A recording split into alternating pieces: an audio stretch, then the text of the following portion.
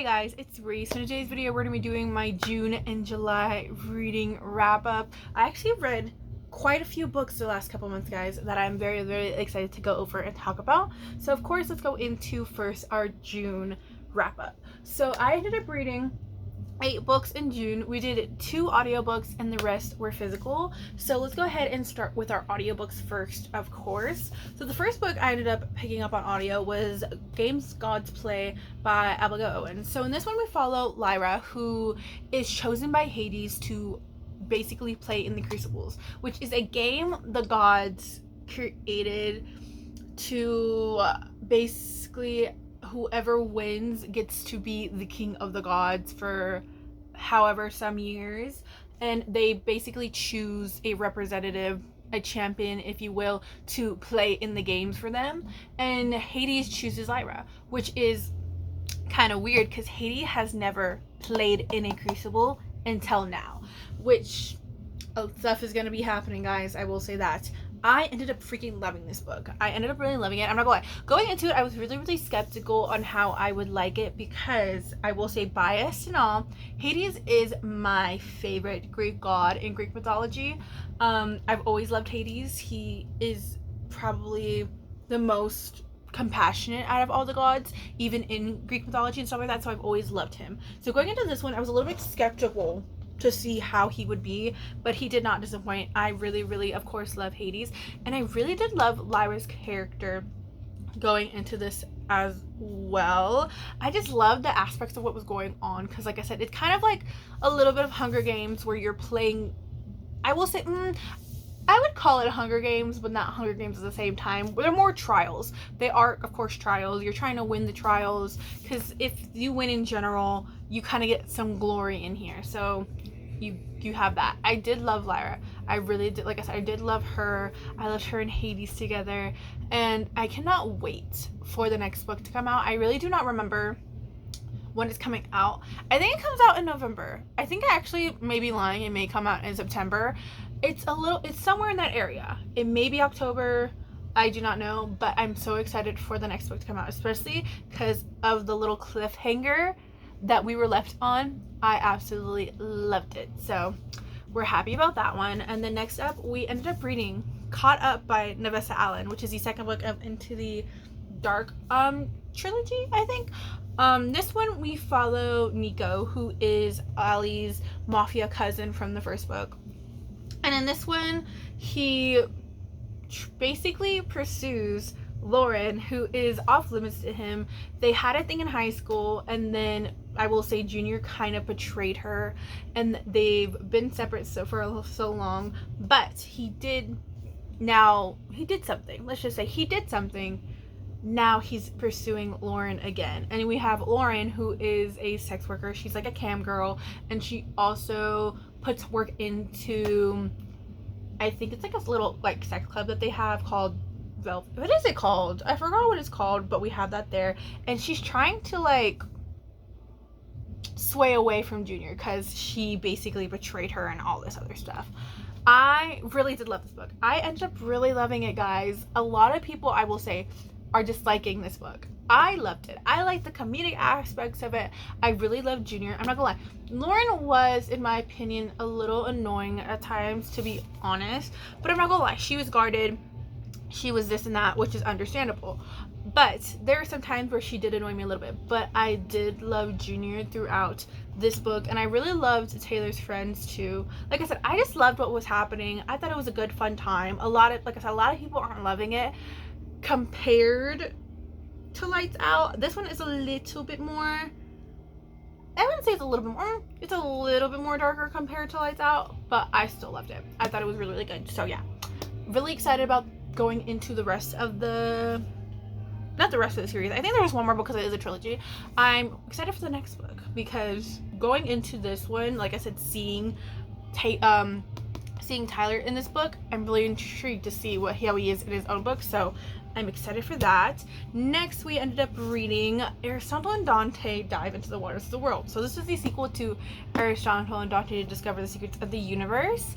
I will say this. I am sadly reporting that I did not love this book as much as I thought it was. In my opinion, I hate to say it, I think it was too long, for one, and then two, I just felt like the story was kind of boring and kind of dragging and everything like that. I think that if I were to have read this a little bit more when I was younger, I would probably appreciate it a little bit more, but I did not love it. I really did not end up loving it as I thought I would. I liked it. I read it. I was able to get through it because I really wanted to see what was happening in the end, but other than that, I didn't really love it. It was very teenagery, of course, which I don't mind. Why? I don't mind teenagers, but I felt like it wasn't giving me enough, I would say, depth, if you will, which, like I said, I really don't judge books majority of the time, but I was a little bored, if we're being completely honest. I did, however, bawl my eyes out a little bit towards the end. If you know, you know what happens. But yeah, other than that, that's all I want to say about that one. Next, we hit a milestone, guys. We hit a milestone. We finally read Elektra by Jennifer Saint. So this one we ended up, it's gonna be a Trojan War retelling in the eyes of Elektra. I always forget how to say her mother's name. Clemenstra? I don't know how to say her name. And then Cassandra. So you get all three perspectives basically in this book. You have two being Clemenstra and Elektra, who is the wife of Agamemnon and the daughter of Agamemnon, and then you have Cassandra, who is who's in the city of Troy. I effing love this book. I thought this book was so good. I'm gonna call her Clem.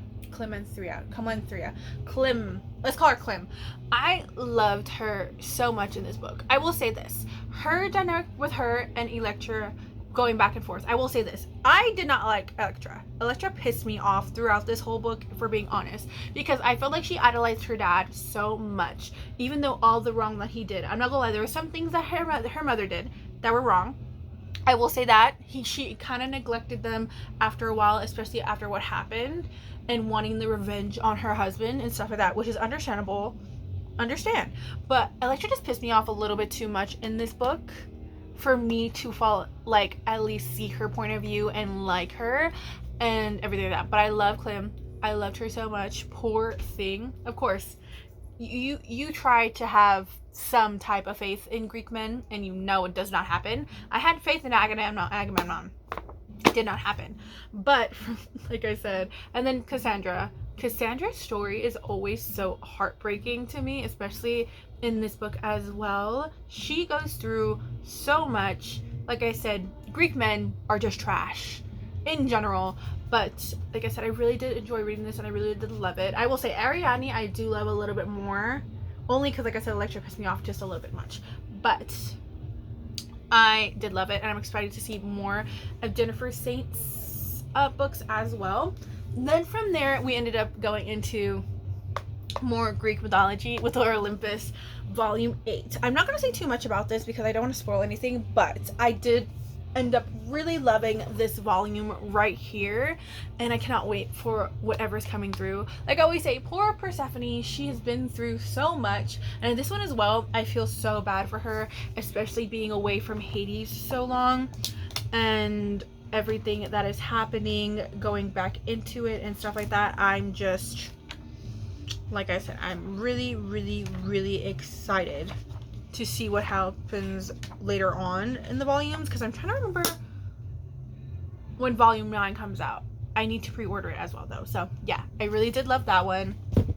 And from there, we ended up reading, well, this is a reread. I read this book, like I said, back in elementary school. I read this series actually out of order. I think I read the third book first on accident, and then I ended up reading the first book, but I don't think I've ever read the second book at all. But it is Among the Hidden by Margaret Peterson Hedix, which is the first book in the Shadow Children Chronicles.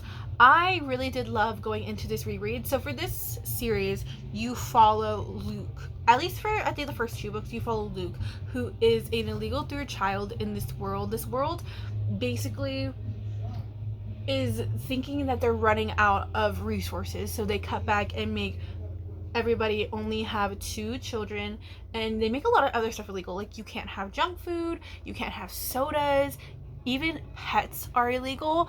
and even growing certain agricultural is illegal and stuff like that. So basically, it's just the government trying to control them, if you will.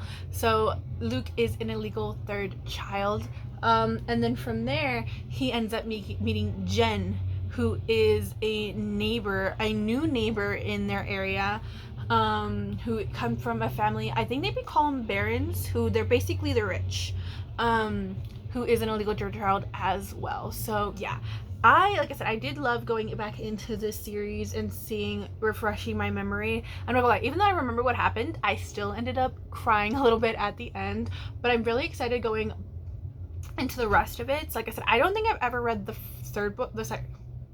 I don't think I've ever read the second book. I've read the third book, but I'm really interested to see going into the rest of the series how it turns out, especially because I will say these books are really small. They're not that long, so I could probably get through the rest of the series a little bit faster as well. So yeah, we have that one there. And then we have King of Sloth, guys, by Anna Huang. We are almost caught up with the King of Sin series, and I'm very, very excited about that. So this one we have Salone and Xavier's book. So Salone is basically, she is his PR manager. Xavier needs to clean up his image. He is known as a party boy, and he, the crazy one, if you will, who is supposed to be taking over his dad's company whenever he passes and everything like that. So, but he doesn't want to. So he's a little bit of an animal, and of course, Salone is there to clean up his act. This book, I end up really loving this. I love this couple together. I really do, especially because Xavier is such of it's like a reverse Grumpy Sunshine, and I really do love that about this, especially because she kind of resents him at first, of course, like their client and publicist and stuff like that, but she ends up basically just falling for him afterwards, which I think is so funny and so cute. And like I said, I love Xavier's personality. He is funny, he is a sweetheart, and everything about that. I will say this, I do not like their family. Salone's family, I'm fighting them on sight. Like, they are trash. Like, I hate them so much. I hated her sister, hated her brother, her brother-in-law, ex-fiance, and her parents, or her father. Hated them so much. Xavier's father as well, I hated him too. And his Diaz and stuff, I hated them as well. So let's just say about that, family is trash in this book. But I did love this one, and I'm very excited seeing the little snippets of what's gonna happen in King of Envy. So yeah, really love that one, especially because I will say that one is one that a lot of people are kind of iffy about. So I ended up really loving it. So like I said, I really do love them. Then we ended up going into a big one here, guys. Okay, so I ended up, spoiler alert, I ended up binging this series in July, but I read the first book in June, and I'm still on the sixth book. I haven't finished the last book yet, but we will get to her soon. But that is God of Malice by Rena Kent, guys. That is the first book in the Legacy of God series. So in this one, we follow Glyndon, who is basically, I would say, the more reserved, kind of shy, feels like she's not really seen and everything like that. And then you have Killian, who is basically a straight up psychopath who becomes obsessed with her, and everything like that. So you see a lot of stuff go into this book. I was gooped and gagged the first couple of chapters going into this, because I was like, what the heck is going on here, guys? But as I got into it, I really did start enjoying this. But I will say, spoiler alert and everything, this isn't my favorite book of the series. I hate to say, I really liked this book, seeing the snippets of everybody else compared to actually Glyndon and Killian, to be honest. Because I will say, I love Glyndon, I do like Killian, but I will say, going into everybody else's book, they kind of fell flat for me, if we're being completely honest. But I did really enjoy it, and it kind of set it up the rest of the series pretty well. So we have that there. Then, of course, going into July, we ended up reading the rest of the series, guys. So next week, of course, we have is God of Pain, which is Cretan and Annika's book. Unpopular opinion, this is one of my favorite books of the series. I love Cretan and Annika so much, and everybody doesn't like Cretan, or Annika, like they're the least, like they always rank this one last. I will say these two are kind of like a toss-up, to be honest, on which is ranked last. This is one of them, which I do not understand. I mean, I understand, but the same, I do not understand. I love Cretan so much. He is the very silent, kind of standoffish type, while Annika is very sunshiny, gets along with everybody type of person. And I really love this book. I loved it so much. I loved Cretan with her. I just loved Annika in general. And I guess I understand why people think it falls flat for them, but like I said, I love them two together so much that they are my top, to be honest. And I think Cretan's also my top as well. So we have those ones there. Then we have God of Wrath, which is Cecily and Jeremy's book. This one right here, I will say, is kind of in limbo for me until I finish off God of War.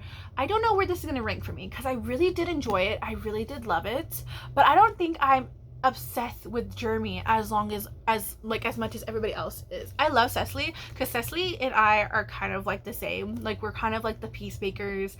We kind of are like the ones who don't like to be there and stuff like that majority of the time. And I just love her so much. But like I said, I like Jeremy. I really do like him, but at the same time, I kind of can't stand him, so I don't know where he falls in my category yet, so we shall see what goes on from there. Then we have God of Ruin, which is Mia and Landon's book. This one was one of the ones I was anticipating really, really enjoying and loving.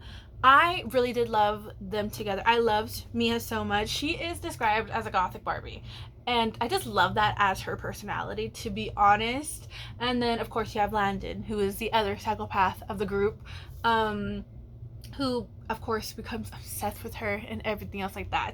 I literally said this the other day. I was like, what's wrong with a psychopath being obsessed with you? Like, these books make you think that's okay, and it's really, really not. I really did love them. But, like I said, their ranking is still standing, like, within the rest of the book, depending on how the last book ends for me. But I really did enjoy their book. Even though I will say it was on the shorter side, I felt like the ending was a little bit iffy, but I did really enjoy their dynamic. Then we have, I hate to say, this one probably will be the top two. This and God of Pain are kind of on the same level for me, in my opinion. This one a little bit more. Of course, is God of Fury, which is Brandon and Nico's book. I freaking loved Brandon and Nico so much. Brandon is such a sweetheart. I love him.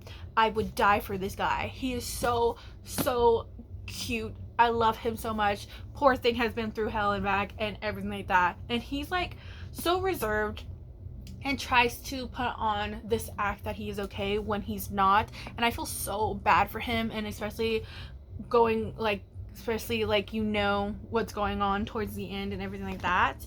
I feel so bad. And then you have Nico, I'm not gonna lie, Nico's personality is so freaking funny to me. He's very vulgar. He really, really is. I will say, compared to the other guys, he is, in my opinion, a little bit more top-notch vulgar, but he also makes it really, really funny and witty, which I really, really love. I just love his personality. It is so funny to me. So I'm not gonna lie, I think Nico is gonna be probably, like Cretan, they're taking the top spots for me. Automatically, I know those two are my top favorite books of this series, but like I said, the rest will fall into place as soon as I finish God of War. So yeah, I really, really love this book and cannot wait, like I said, to see my final ranking of the whole series after finishing the rest. Then from there, we had our audiobook series duology that we ended up reading. So we ended up reading This Dark Descent and Our Deadly Design by Kaylin Josephson. This too, of course, is a duology. In this one, we follow Makira, who is trying her best to pay off a debt for her father, who kind of like an enchanter.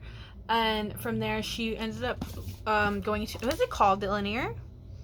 Yeah, the Illinier, which is a dangerous horse racing competition. From there, she involves the help of Damien, who is basically has his influence in the world. And then you have Ariel, who is an enchantress. Yes, an enchantress. So you have, of course, those magical elements in here. And this, I believe, is also Jewish folklore. I will say, I really enjoyed the first book. I really did enjoy the first book because I loved the concept of it. It was really, really interesting to me. And I really did end up loving it. I loved Ariel so much. She was such a sweetheart. And then Makira, I really did enjoy Makira until towards the end and stuff like that, if we're being completely honest. I really did enjoy this one. However, I didn't love the second book. I really did not. This was the first time ever I felt like I was such having contemplating if I was going to finish this book or not. Because going into this one, from the end of the book, a lot of stuff is happening. A lot of stuff is revealed. Treacheries are being revealed. People are being betrayed and everything like that. In this one, I will say the one thing that just irritates me the most is that how everybody is against each other. That's my whole thing. Like, nobody's working together. Nobody's communicating. Nothing is getting done. Everybody's just going against each other. And I felt like the ending kind of wrapped up. Like the ending was good, but at the same time it didn't wrap up as nicely as I thought it would. So it wasn't my favorite, which is so upsetting as the end of a duology, and especially because I really did enjoy the first one and was hoping that I would love the second one. But unfortunately, I didn't love it as much as I thought because this was going to be a really good duology. I didn't end up loving it. So that's my thought on those duology. But yeah, guys, that is all the books I have read the past couple of months. I've been doing so good on getting my TBR down, like I said, but of course it went back up. So we still have a lot more work to do, guys, before the end of the year. And I'm hoping as well to do a TBR video of what other books I have left before the end of the year to read and everything like that, because I did not do a physical TBR for the year at the beginning of the year, so I'm going to do it probably a little bit later on. I know it's later on in the year for this, but I want to do a recap of what I have, of course, left on my physical TBR and everything like that, so hopefully we can do that soon as well. But yeah, guys, that is going to be, of course, the end of this video. Let me know down below what you guys read for the last couple of months. What was one of your favorite books? What books would you also recommend to me after seeing what I have read and what I have liked? And I will see you guys next time. Bye.